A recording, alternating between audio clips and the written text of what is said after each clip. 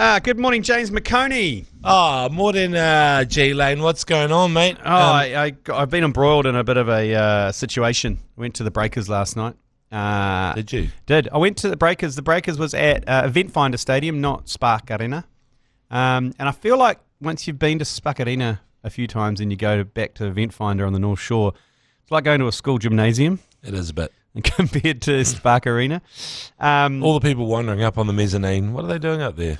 Yeah. I mean, look, my son he loved it because security was very lax.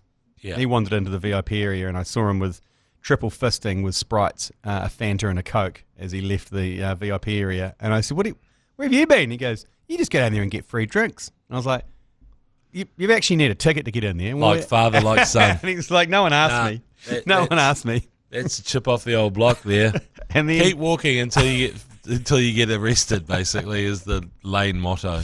Yeah, and I got embroiled on a big screen situation when they brought the bongo drums up. You know, where they bring the bongos and you bang it on the screen. And they got my kids involved, and I was right in the middle.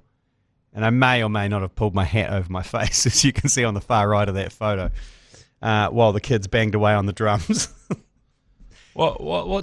I mean, why were you trying to be anonymous? It's my other family. See, right. They're my other kids to my other North Shore family. Can I just say those are actually conga drums, not bongo drums? So if they're calling it Bongo Cam, I want to have a word with someone at the Breakers. They're big. Yeah, I think bongos are small. I think it might be called Bongo Cam. Yeah, come on now. Yeah. Those are conga drums. Well, that's the last time game for the Breakers, and they absolutely thumped them as well. Meninga was back. Smell my finger. He's good, man. He is a proper player, that guy. He's an absolute weapon. He's like built like a brick shithouse. Good looking. Yeah, he looks like a Rocky villain, eh? Yeah. Like if old Dolph can't play himself, then you get Smell My Finger in, I reckon. Is his name Sam Meninga? Sam Meninga, yeah. Yes. Sam Meninga. Smell my finger. Aren't they saying he's a chance to make the NBA? Well, I mean, I'd love to see him make it because there's a few that have taken the leap from the NBL. Alex Sarr was the most recent one. He's a young'un though, and obviously LaMelo Ball went and was number 2 in the draft. So the Americans do pay attention to down here. I saw all the Sky team all had ESPN bibs on. Oh, did they? Yeah, everyone. It goes out on ESPN. Right, and so they all dressed in ESPN. It looked pretty gank. It looked like they were in fancy dress actually, because I've been in the North Shore Event Centre and seeing about 20 people in ESPN vests. I was like, what? Are they dressed up? Is it some kind of dress-up day for the Sky Sport team? But okay, to see Brent there as well. Brent was along the sideline there, helping out for Sky as well. And courtside was Mania as well. Mania and Keezy and Pugs. Real backbones. I saw them eating the free ice cream in a dubious manner. Keezy really pulling focus on that post, social media post. I'll pull focus Keezy. But hey, look, I mean, they're the young cool guys in the media. They're going to get the invites now. You know, the evites. Oh yeah, I don't mind. We're getting dropped off the list. G Lane. I don't mind. Real quick. I don't mind being up with the real people up in the stands. That's where it was happening. I got invited to Symphony, so go fuck yourself, Keezy. I also had a good dialogue with my children as well. They said, can we go get some lollies? And I said, yeah, sure, whatever. I don't really... At sports events, it's free for all. You can get whatever you want. I don't care. Just as long as you stay for the duration, you know, and don't annoy me, fine. And they said, can we get some gay bacon? And I went, sure. What? Sure, whatever that is. And they came back and it's the lolly rainbow strips that come in the... Oh. It's called gay bacon. Right. Yeah, I guess that makes sense. That's come from, do you guys remember that YouTube channel Epic Mealtime? With the guys that would make all the massive feeds and everything? He used to say, gay bacon! And it'd be the... that's where it came from. Because I was like, I mean, who am I to... You know, I was like, okay, that's good description. Now that you present it in front of me, that's exactly what it is. Jeez, YouTubers are big, amongst that cohort, the young'uns love their YouTubers. Oh my God, it's everything.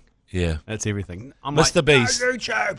Mr. Beast, if he came to New Zealand, the place that we'd shut down, everything. Absolutely. Well, even that iShow Speed turned up and nearly caused a meltdown. Yeah, that was... I'd never heard of him. No, neither.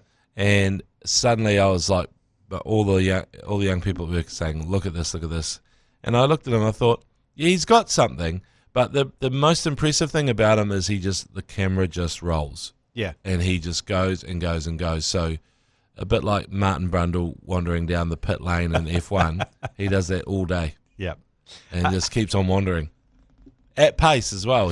He loves the fact that he thinks he's super quick. He'll race anyone. I think at the Wires they got an ex-player to smash him, and he sort of was But and Dallin, they got DWZ to teach him how to fly into the corner as well, and he did it. He nailed it. In the end, the Breakers, they won comfortably their last home game, and they're playing some. Are they playing some plate final over in Aussie? It's got some. The league's got some weird plate final, but they're in. They're not Breakers. Yeah, because they didn't make the top 8. So anyway, it's just been one of those seasons. I haven't really followed that as well, G Lane. And I bet you the next thing you're going to say is T20 Cricket World Cup, and I'll go, oh shit. Yeah. I can fill you in on that. Thanks. I can fill you in on Please that. fill me live from the Export Beer Garden Studios is the agenda for Friday, the 20th of Feb. The Agenda Podcast, the home of sporting nonsense and claptrap. Brought to you by Export Ultra. Okay, James, I'm going to give you a T20 World Cup in 1 minute. The Super 8s have been decided. We discussed it yesterday. There's some dead rubbers being played in the next 2 days. And when you have dead rubbers, you have suspicion. And Zimbabwe beat Sri Lanka overnight. And Sri Lanka have been on a heater this World Cup, and they've lost to Zimbabwe. 178. Zimbabwe got it in the 20th over, only lost 4 wickets. The next dead rubber to come up, Australia versus Oman. No, it's fantastic. I saw that in the draw and how they've just messed this whole thing up. And even to the point where they flew Steve Smith over only for him to watch the game that got them eliminated. That is something special. Yeah. Just the kind of, they did that Aussie SOS. Get him over there. What the hell's going on? Get Smudgy over there. Smudgy's there, and then they don't have the balls to put him in the team. And because they don't want to upset anyone, which is kind of very un-Australian. Normally they're upsetting everybody. Normally they don't care. They don't care. Win at all costs. It's like, we've got the GOAT here. Everybody piss off. He's batting. Yeah. They messed up, and it's a great thing to see, but T20 is always one of those things where I just go, okay. But I hope you noticed that the Australians, last time, they won this last event. They did. And they crowed about it. They partied about it. They posted photos of na na na na na na na na in the changing sheds. Oh, and they didn't know the lyrics. Yeah, and then dancing on the bus. But they've changed their tune. All of the media and fans say they don't care about T20. So that's why they didn't play very well. So they don't care. So they've changed their tune on that. We play Pakistan on Sunday morning at 2:30 a.m. That's going to be interesting. And Colombo, some great machinations coming out of that around if Pakistan make the final's going to be held in Colombo. Right. Because it can't be held in India. And if Sri Lanka make the final and Pakistan aren't in the final, then the final's in India. Wow. So it's classic cricket. Anyway. The one thing I was going to say about the T20 World Cup is that now that we're into the Super 8s, which is when I sort of pay attention, our draw is pretty good. I don't mind that because, we've got Pakistan, we've got England, and we've got Sri Lanka. I'd much rather that than the alternative. We don't want to play India. We don't want to play South Africa. And we definitely don't want to play the West Indies just because, they lick their lips and go, yeah, I think I might just actually launch into these guys, And of course, the West Indies at the T20 World Cup are the All-Stars. Yeah. We don't get them when they come and tour here. No, these are the proper West Indies. Yeah, and the teams we are playing in the Super 8s, we're very familiar with. In terms, we play Pakistan and Sri Lanka pretty much every year, and England have come the last few years for the short form, so we're quite comfortable, and we know we can beat these guys, as opposed to India and South Africa, and it would have been Australia. That would have been a difficult side to draw. It's tough. We've got a really good draw, people, so just get excited about that, and I think Jimmy Neesham should be batting higher. That's all. Neesham, what does he have for food? What does he have for food? What does he have for food over there? Well, we don't have burgers. That's for certain because Satner had a burger and then.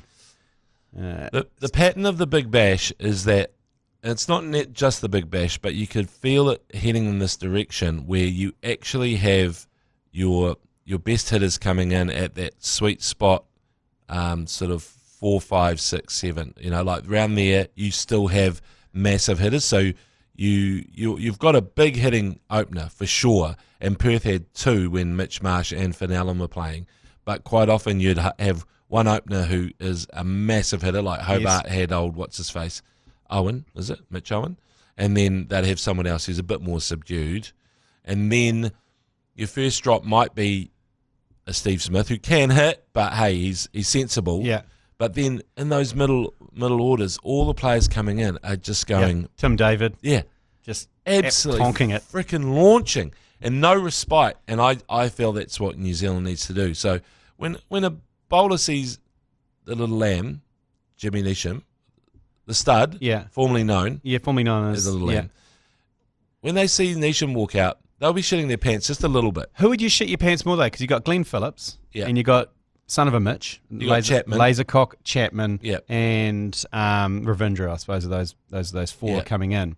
I suppose in terms of intimidation, Chapman probably doesn't intimidate you as much as Neesham, but he hasn't been given a run really with the bat. He hasn't really been required. No, but this is just, I think, when we play those big nations. Yeah. I think having Neesham, like, he saved our ass in that last World Cup, and it was just a miracle, his innings against England in the semi-final. Yeah. You remember that, right? I don't want to remember it. Oh, no, I thought you were about the final. The semi-final was great. So, son of a Mitch, even though he can hit big, he's on the more conservative side for a T20 player. Yeah. He has been for us anyway. Yeah. So, I just think, the distance between Finn Allen and Neesham, the 2 scariest hitters, is too great.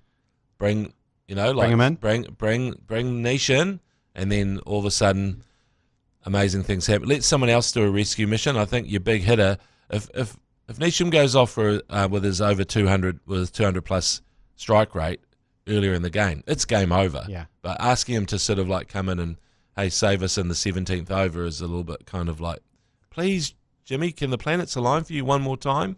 Another question on the T20 World Cup. Do you think Ish Sodhi is using this World Cup as to create a reel for future employment? Yeah. I mean, we're aware of Ish Sodhi and obviously his oeuvre, his rapping in the IPL team. Yeah. I think he's done that. He's done a bit of everything. He's fronted a lovely documentary that played on TVNZ, I think. And I mean, where he's going to his favourite takeaway in Papatoi Toi. He's got it all, Ish. He's got it all. But, the fart gag, the strangle gag. Yeah, he's building a rap sheet. He is. So Haere might come to Kite Sky. Over you come. We'll welcome you with open arms, Ish. It's not far from your house as well. Just a little bit south. Winter Olympics is getting to the pointy end of that. Did you check out the Wolf that came third in the biathlon? Yeah, I did see the Wolf. What did you think of the Wolf? I thought it would have been great if the Wolf didn't have a dog collar. Yeah, then you could tell because I think what they said, it looks domesticated. Yeah. But it'd come down with no collar, like foaming at the mouth. That would have been pretty badass. Yeah. But it was obviously just a dog that had been let loose with its tag and everything. Definite wolf dog though. Yeah. Oh, it's got wolf vibes. Huge wolf vibes. Like if you're describing that dog, it's more wolf than anything else. Yeah, you're right. Like it's not a German Shepherd. It's a wolf. Yeah, and have you seen that new event that launched last night, the mountaineering? Oh, yeah. Where they basically, you go straight up a hill on your skis, on skins. You go through a diamond obstacle course. Then you take your skis off. It looks like a nice garden layout. It looks like Hamilton Gardens. Garden, yeah. And then you stop at the bottom of the stairs, remove your skis, put them in a backpack, and then you climb the stairs. Yeah. Then you put your skis back on, and you do a bit more climbing, and then you tear the skins off like you're tearing off your stripper pants, and you ski downhill. And it's all over in 3 minutes. Yeah. It is quite weird. The Spanish are the best at it because they're born to strip their pants off, and so they all the quick changes are perfect for the Spaniards. And and it's quite good to see them have their moment at the Winter Games because I'm sure people go, "Oh, New Zealand, you guys are quite good at snowboarding and flippy things." Yeah. So yeah, we are now, aren't we? And so with the Spaniards, it's basically ripping off their pants and climbing up the stairs, running away. What's your thoughts on, we discussed yesterday on the mountain goat. Do you think that's an appropriate name or should she be called the jumping goat? Ah, yes, the mountain goat. I think mountain goat's good. But I think I can see what they're doing with the mountain goat, but my first impression of a mountain goat is quite a smelly old, kind of billy old goat sitting on the side of a hill looking all covered in its own urine with a big goatee. I don't know if that's the image I want to have with Zoe. Yeah, the alternative is jumping goat, flipping goat. There's a fucking goat outside. There's a maybe there's a flipping goat outside. Yeah. You get that little toddler. How old's that toddler now? Probably about 18. Yeah. Get that toddler, pay them to go. There's a flipping goat outside. And then it's Zoe. Yeah. There you go. We've solved it. Hey, the ACC Golf Open, we had to postpone due to a weather alert being issued. In the end, it was sunny. But it's March 6th now. A few teams have pulled out because they can't make that date. So there is some availability there that was sold out. Text golf to 3236. Rally your team. It says you and two mates, 9-hole. Ambrose style, heaps of prizes, on-course refreshments, all included in that. So text golf to 3236 to get the link to that. Take a break. We'll be back because we're going to be previewing the round 2 of Super Rugby. James, how'd you go on your fantasy first week? I got 520 points. Shit, that's good. Did you put Miracle Whailangi in? Hell yeah. Why didn't I do that? I mean, I actually didn't spend enough time. I've been basically busy at Sky doing all this other shit, and then I just went and looked, and I went, oh my God. Miracle Whailangi is staring at you, of course. So I didn't have a proper look at the teams and everything. I just sort of went, oh, this guy. Who's playing tonight? I'll choose the players I'm watching. Yeah. Had a terrible choice. Leicester, find me an igloo. Oh, he had a shocker. Fantasy shocker. Yeah. And then there was just a few others. I mean, I had one or two really good selections just out of Summer Sawney came through for me. Yeah, I had him too. Fraser McCrate Day was good. I didn't have McCrate Day. So I'm still 518th in our group though. That's real good. I mean, for me, I think it's a terminal start. Like, there's no way. And also, captaining Joseph Suoliti, why do I do that? He's not the guy. He will impress in some games where suddenly he's 150 points, but most games, midfielders, they're tracking it up the guts, gets them nothing. And I'm my captain this week is Tupu Vai. I think he's going to go back to back down there. I had him. Lunchbox. I had Tupu Vai, and he was amazing. Yeah. Speaking of that, have you what's your opinion on all this moaning about this try score that he scored, saying that it was turned around and said it was actually illegal? You can look at that two ways, because if the defenders, I know they have to go low, right? And so going low, because otherwise, I mean, speaking of goats, that's what happens at the try line. It's basically butting of heads. And so it's terrible. In the end, like, I sort of think if you can innovate somewhere in that space and diving over people, I think that's okay.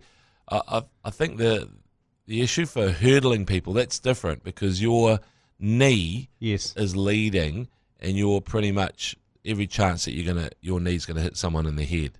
But if you're diving over, then you're not leading with your frickin' knee, are you? It's a dive. Dive opposed to a hurdle. Can I ask then the question, what is the difference between a winger diving high, up and over, plonking the ball down with one hand upside down, while two defenders dive underneath them? Exactly. What's the difference between that and what Tupu Vai did? Yeah, I mean, that's the whole issue, isn't it? There's anomalies everywhere in rugby, and this is another one now.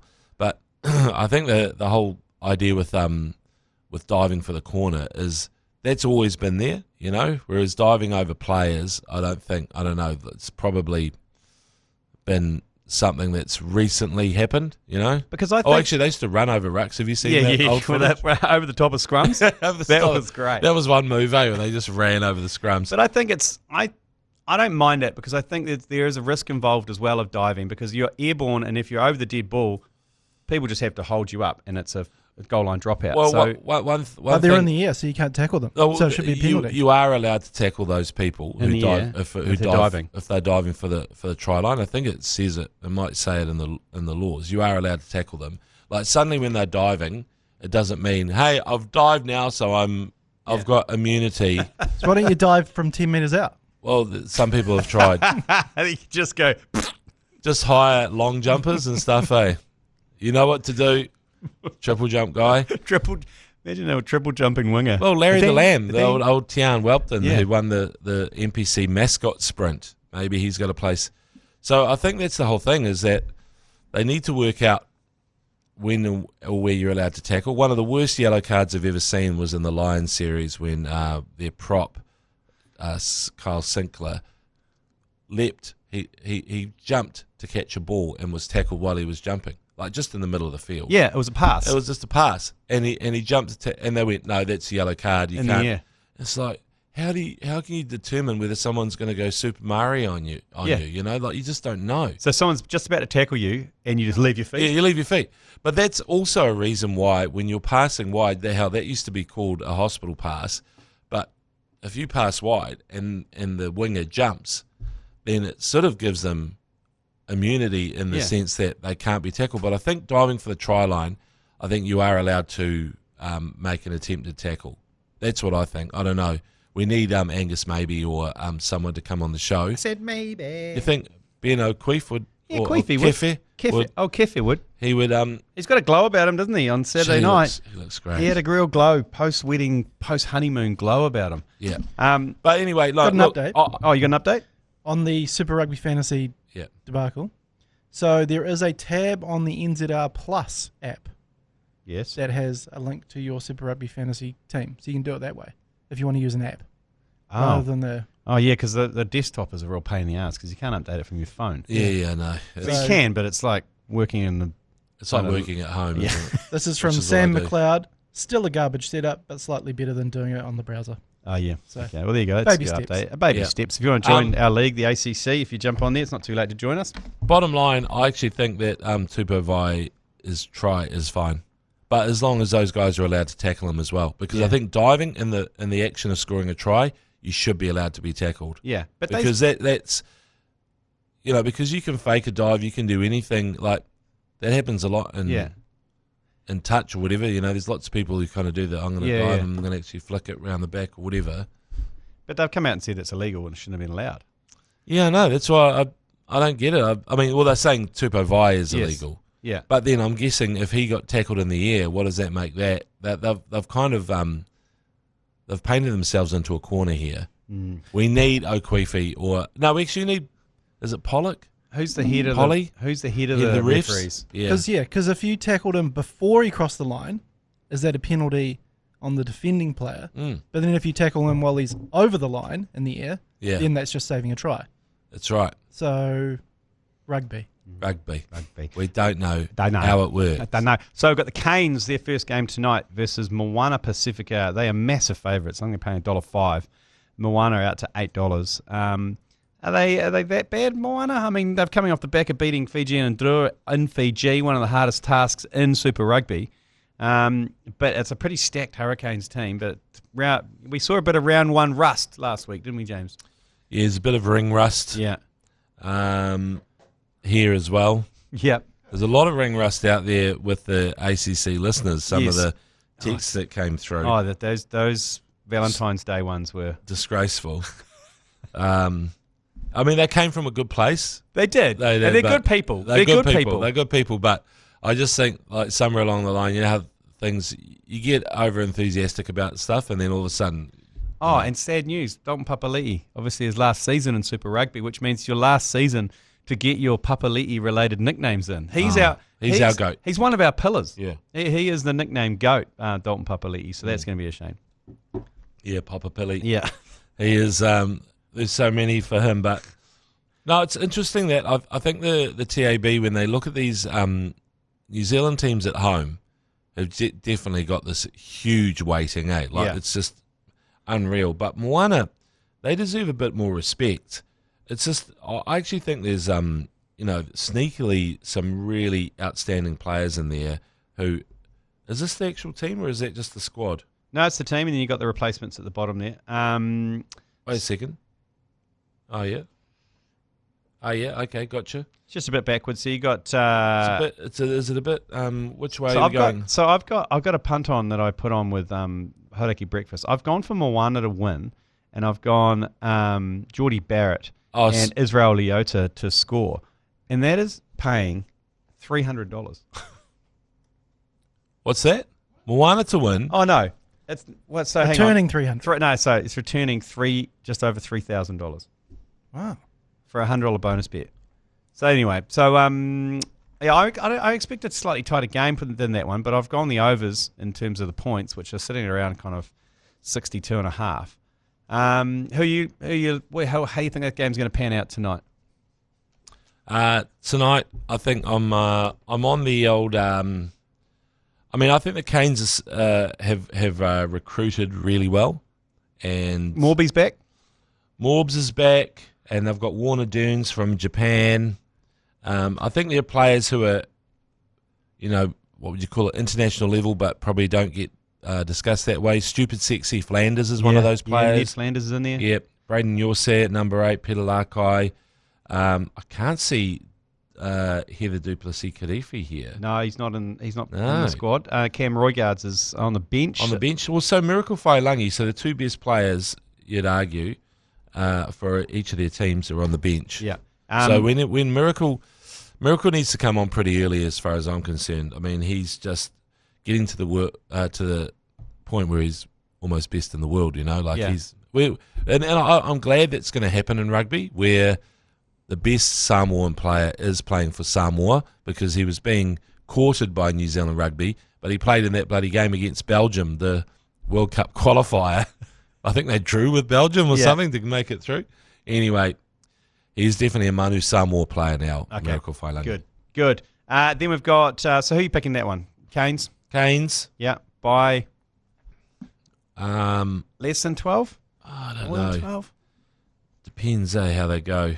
Well, if you want to, it actually might be close. It might be close. Yeah, I think it's going to be a lot closer than people think. I mean, I think there's the lines at about 18 or 20 or something. It's outrageous. 20 and a half. 20 and a half's the Wow, line. okay. So I'm commentating that tonight with Matt Ward. So if you want to listen to me butcher some Moana Pacifica names, then tune in from 7 o'clock, because I will absolutely stumble my way through a couple of those, particularly the halfback.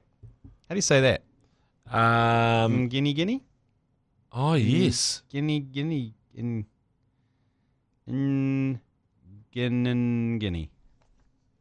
Yeah. Okay. I think that's going to be difficult. You'll nail it, G Lane, as per usual. Highlanders, Chiefs. So Highlanders, man, what a start to the Super Rugby season. They've got Crusaders and Chiefs back-to-back at home. So what do you... Chiefs, massive favourites. I think the Chiefs are in trouble here. The Landers are onto a good thing. They've got the wheels as well with Tangitau and old Neepkins and Nareki. Like, this is the whole thing, is like the Zoo again, second week of O week.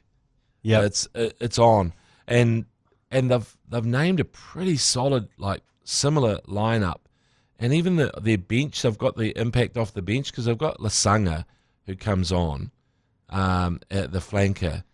He's shot out of a cannon. He's bloody impressive. But the one thing you'd hope is that the Chiefs have enough firepower to put this one away. But no sneakers. We've got Triple T is in there on the bench. Trip T is in. Yes, Tatoiro Tahuri Orangi, and then you've actually you've added Narawa, who's come on to the bench. We've got Leroy Carter. That's a biggie, I think, for me. Leroy Carter coming back. And then Simon Parker, Seaman Porker. He is. He's approved that? I don't know if he's kind of approved it.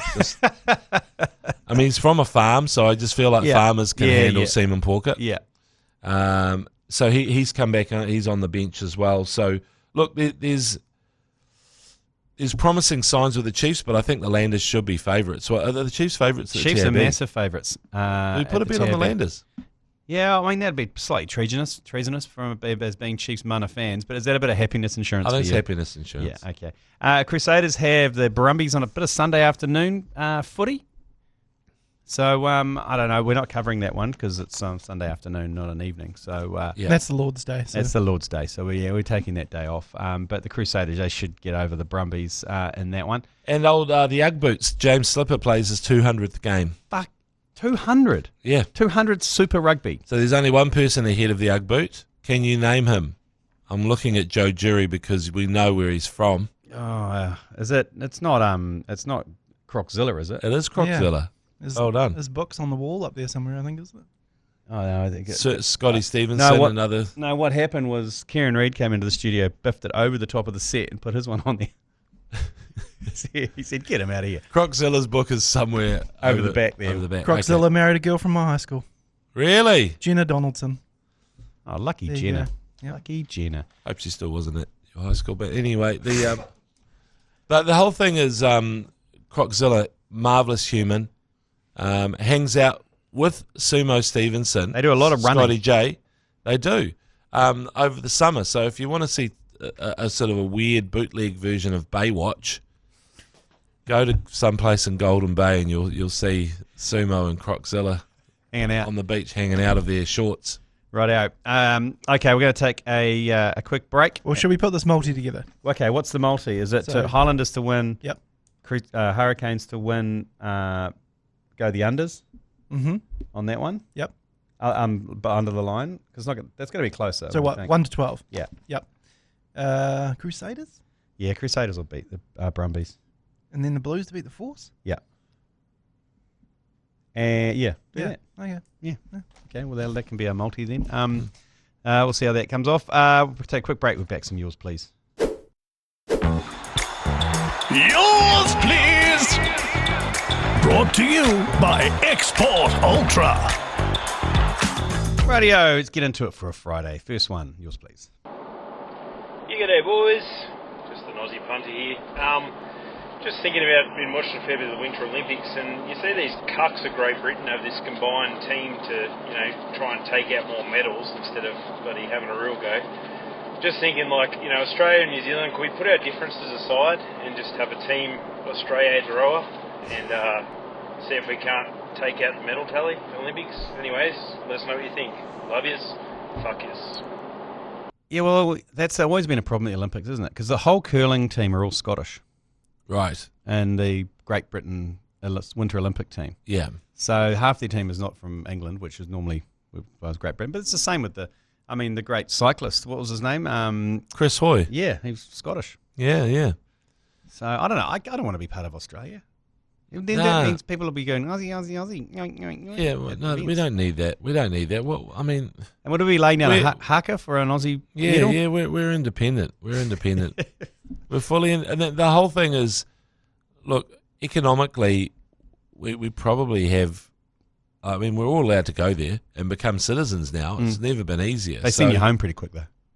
They do. If you do something naughty, that you're back in Queen Street, going, hey, mate, and foaming from the mouth. Exactly. New trains, cool. How good? Get on the trains. Not going to hurt anyone. Promise. But anyway, they come back fully loaded. Oh yeah, with stuff. A lot of experience. A lot of experience and a lot of street smarts. So yeah. Welcome. Dave Dobbin there. Welcome home. Fuck off, Dave. Shank him. Steal his guitar. Yeah. Okay, next one. Yours, please. G'day, mate. So my old man fucking hates the ACC and the Big Show. So on his podcast app, I like to queue the ACC up for the next podcast on. So he'll be listening to his News Talk ZB or whatever bullshit, and then he just must have the fucking ACC play, and he'll be so fucking confused on why it happens and fucking whatever. But yeah, I just love fucking winding him up. Any other good ideas out there? Yeah, that's a great way to do it because we're hopelessly confused about how that's happening as well. That you've queued them up. I used to be a big fan, but they can't do it so much anymore. Is when you could book a channel on your Skybox, yes, to switch on as well. And I used to do it to the Spice channel at my girlfriend's house and the ex-girlfriend's house, and the dad was a dairy farmer, man of simple pleasures. He just wanted to watch the 6 o'clock news, and at 6:10, I would always time it so it was flipped to the Spice channel. The timer. Oh, Dad, what are you watching? Oh, gross. Come on, Sicko. mate. And because it would always come up with that thing in 5 minutes, you are changed and no, he'd always go, what the hell's that? And I said, I don't know, just press back or whatever. And then the next minute, some soft porn would flick on. Some very questionable shows on there. Emmanuel. Yeah, there was never... Invisible Man. Never any... Visible Man. No Bush. Let me be the one just there. The fact you know this. I don't know. But presumably there were some terrible shows on that bloody channel. No, but the flats that I was in, it was like, are we going to watch something? Hey, come on, we've got the History Channel, guys. No, I think a lot of people, when we were on Sky, that was the classic gag to play on their parents. And some grandparents was to put our coverage on and then just see how long it took them before they worked out, what the... Yeah. Why are they saying off a tonguer in the arsey? Yes. And so, yeah, and I believe it happened in the Barrett household. I think Smiley gave it like 10 minutes before he told the kids, that'll do. Yeah, mate. the ACC, some households will not tolerate the ACC, and we applaud that, you've got to have standards. Yeah, you got to have standards. There's a line in the sand. It's getting crossed all the time. Yeah. The thing is, your voice, you're sounding more and more like an actual commentator these days. That you trick people. That's the idea. And then in the first stoppage, all hell breaks loose. Because when there's a stoppage in play or a replay, it's either me or someone with the text line, some stupid observation, and then you repeat that observation and just weave it into your commentary, and so it just stays there for the next 5 minutes, and this person's going, what happened there? I thought this commentator sounded like such a nice young man. He sounds like Gordon McTavish, but now he's saying Jeff McTavish. Jeff, was it Jeff? Gordon. Gordon, yeah. I've mixed up Gordon. I've gordied him. Okay, next one. So as I was saying, the ABs are coming to play the Saffers here at the Raven Stadium here in Baltimore. I went on for pre-sale tickets. Holy shit. $500 a piece. Jeez, mate. So I was thinking about that whole media pass thing. And I'm wondering, what if you guys made me like an honorary ACC team member for the day? Just a thought. Cheers, boys. Yeah. Comes with some risks, obviously. Yeah. Obviously, we haven't met you. We don't know what you're likely to do or your potential to do something. So high risk for us. I mean, we've had some history in accreditation passes being rescinded for behavioural issues, mainly around Lee Hart at Eden Park in the Cricket World Cup. Joe Jury at the Hagley Oval with his media pass, flouting it in the Hadley stand. So I don't know if we'd be able to get away with that. You'd need to send us your credentials. Yeah, that's what does he want from us? Is it free ticket? I thought he was going to be a sideline reporter who's going to offer. I'll actually offer something. Well, maybe that's send his credentials through. Maybe he's an asset to the ACC is what I'm saying. So $500 US for a ticket. Jesus. Because sometimes Lee Hart with his accreditation, I don't know whether it helped. I mean, he went out on the drinks trolley and it really pissed off Brian Waddle and a few others, didn't it? Yeah, it did. Because apparently he didn't have on-field accreditation. That was the least of his worries, because the week before he'd been biffed out of Eden Park for after we sent him home after he had a big night, and we sent him home early, and then he decided to do a lap of Eden Park and got embroiled in a kids' cricket match up in the foyer of Eden Park and was hitting balls around and making a bit of a racket and creating a scene, and security. He was in his full ACC uniform with his accreditation that said commentator, and he was marched out of the We'll never know the result of that kids' cricket match because it was pants half undone. He wasn't in good shape. He hadn't landed the plane, and we put him in the direction of the landing strip to land it, and he decided to do another flyby. That's all. All I say is national treasure. Yeah, absolute national treasure. Just want to follow up on the chat of why Smithy hates us. I don't know why he hates us, but how about we do a Mount Rushmore of New Zealand sporting people who actually now hate us. Smithy's there. Yeah. Justin Marshall's there. He hates us. And Russell Coates hates us so much he went and won the America's Cup for another country. Who else would be on the Mount Rushmore?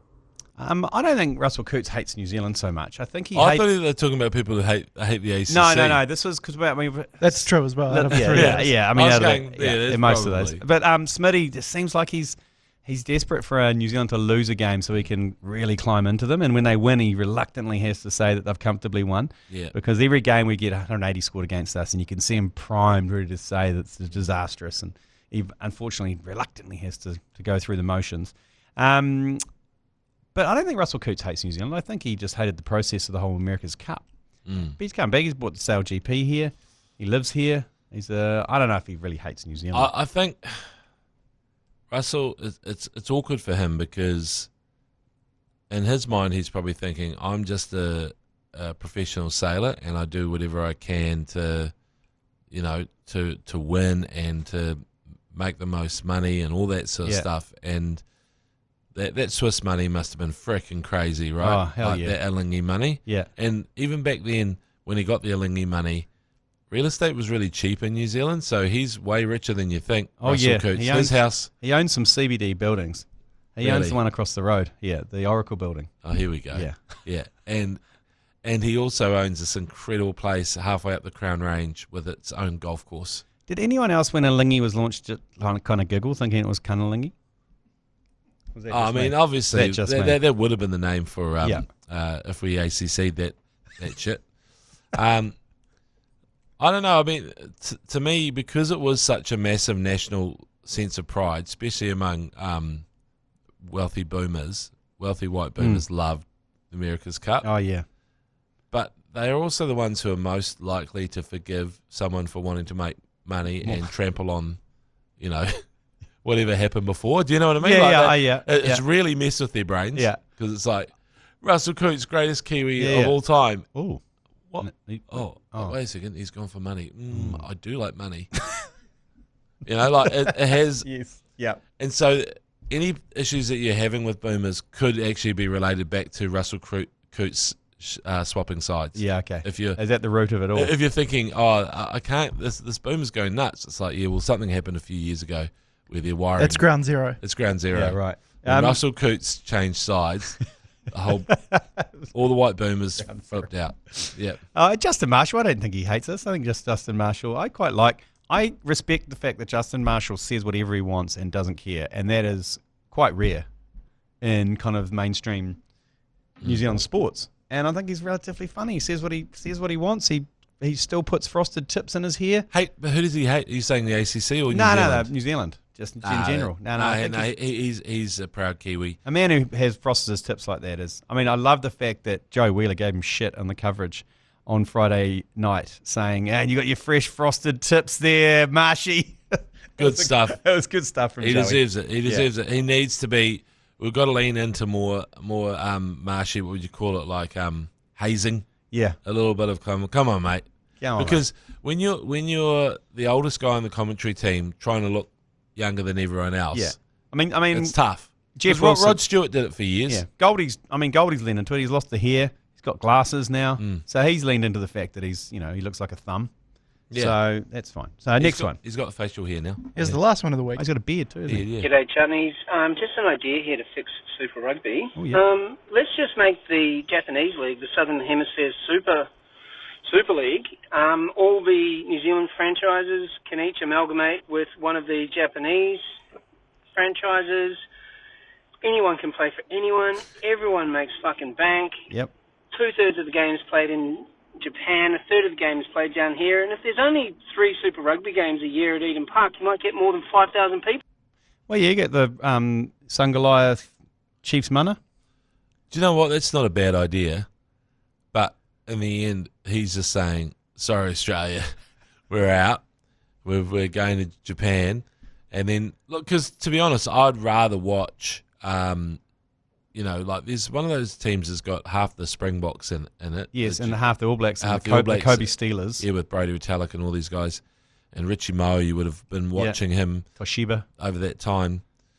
Geez, if they could do a deal and like this guy says, and the money is legit, then nobody ever has to leave New Zealand. I think in the next few years there's going to be a watershed moment where the money in Japan and France will get to the point where you just can't say no. At the moment, you can kind of say no if you're a big dog, and the lure of playing in a World Cup. But at some point, it's going to be crazy. It's going to be €5 million or whatever, 10 million New Zealand dollars. Yeah. And you just cannot say no to that. Same with cricket. Cricket are going through the same dilemma because at the moment, the lure of wearing a black cap is starting to wane a little bit when you look at the IPL, the ICL, the Caribbean League, the SA20, all the ones that you could potentially earn a couple of $1 million a year quite easily. And then they're going, and they know you won't be able to play for the Black Caps and get your match fee of $2,000. And they're going, don't think so.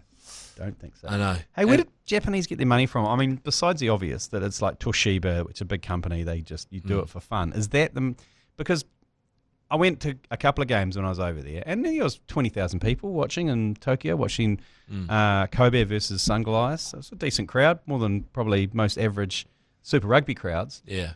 Not a lot of TV coverage there, so I don't know if it's coming from TV rights. Is it just basically pet projects for really rich companies? What sort of car do you drive, G Lane? Yeah, Toyota. Okay, there you go. Yeah, that answers that. Thanks very much, James, for joining us on a Friday. Don't forget coverage tonight of Moana Pacifica versus the Canes, 7 p.m. on iHeartradio. And if you want to sync it with your coverage on Radio Hodaki as well. And on Saturday night, it's Chiefs Mana versus the Highlanders at the Cape Town. You've been listening to the ACC's Agenda podcast, brought to you by Export Ultra. For more episodes, like and follow on iHeartradio or wherever you get your podcasts.